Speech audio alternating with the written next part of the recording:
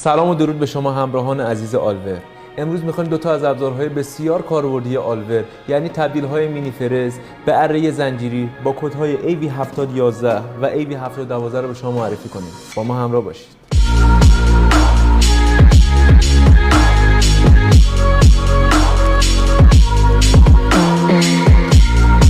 شما میتونید با استفاده از این تبدیل‌ها مینی فرزهای خودتون رو به اره زنجیری تبدیل کنید. طراحی این ابزار به نحویه که تقریبا قابل نصب به روی تمامی مینی فرزهای موجود در بازاره. تبدیل‌های آلور دارای تیغه 30 سانتی متری یا 12 اینچی هستند و بسیار مناسب برای برش چوب.